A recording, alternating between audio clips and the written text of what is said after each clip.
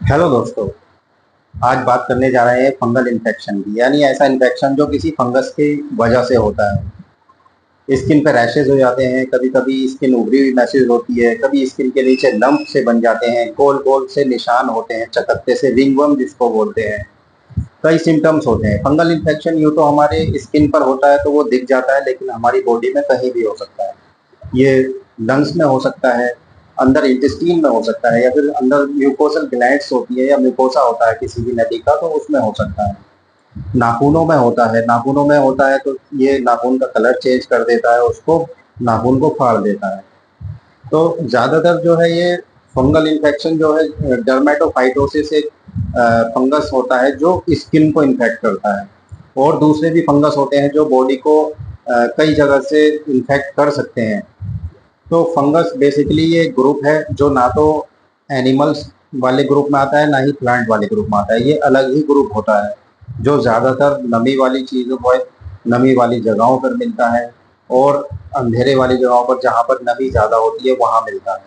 और ज़्यादा गर्मी हो, यानी एनवायरनमेंट बिल्कुल भीगा भीगा सा और गर्म एनवायरनमेंट हो, वहाँ पर ये ज़्यादा होता है।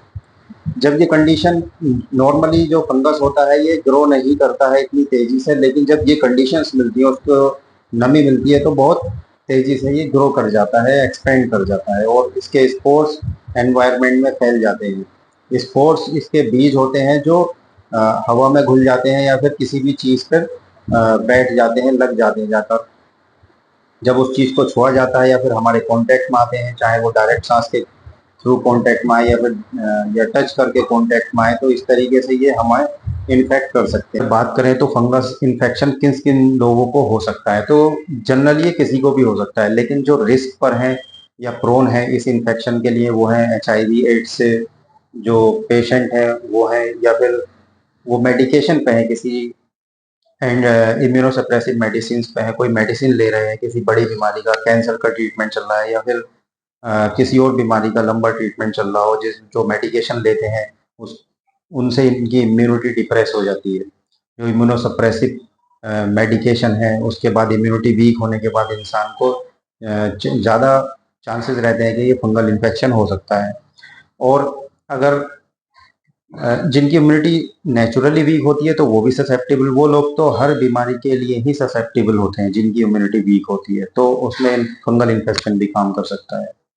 फंगस हम अपने चारों तरफ देख सकते हैं, किचन में कहीं नमी वाली जगहों पर काला काला सा होता है, कोई ग्रीन कलर का होता है, मोल्ड और यीस्ट होते हैं कई तरीके के। तो इसको रेगुलरली साफ करते रहना चाहिए। इसको कोई कहीं पर भी फंगस अगर लगा है तो उसको अच्छे से सुखाएं, नमी ना होने दें अपने आसपास में।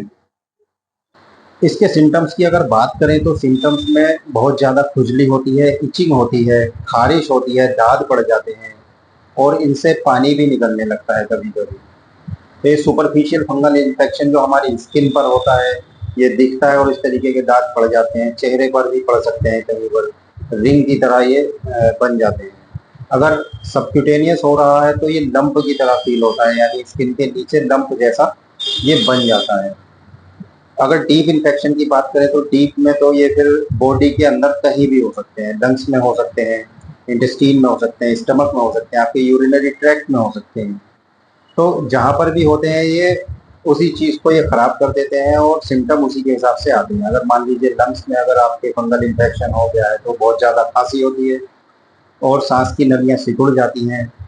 इन्फेक्शन होने की वजह से दर्द भी होता है, सांस लेने में परेशानी भी आती है। अगर यूरिनरी ट्रैक्ट में हो रहा है तो पेशाब में जलन हो सकती है या फिर दर्द हो सकता है, पेट में दर्द होता है। तो अगर हम इनके वैरायटीज की बात करें, इनके टाइप्स की बात करें तो फंगल इन्फेक्शन लगभग करोड़ों तरीके के फंगस होते हैं, लेकिन उनमें से कुछ ही तरीके के फंगस हैं जो बीमारी प्रोड्यूस करते हैं।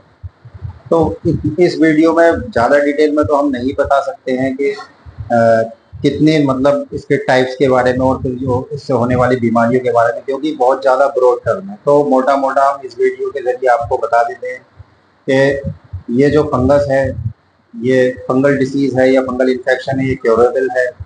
देसी दवाइयों, यूनानी दवाइयों द्वारा बहुत अच्छा इसका ट्रीटमेंट है। अगर डीप ये सिस्टमिक चला गया है, फंगस हमारी बॉडी में सिस्टमिक हो गया है, तो इसमें खाने पीने की दवाइयाँ जो देसी जड़ी बूटियों से तैयार की जाती हैं बहुत अच्छा इसका ट्रीटमेंट करती हैं, सारे खून की सफाई करके बॉडी में कहीं भी हो इस फंगस को दूर कर देती हैं। तो इस तरीके से फंगल इन्फेक्शन सही किया जा सकता है।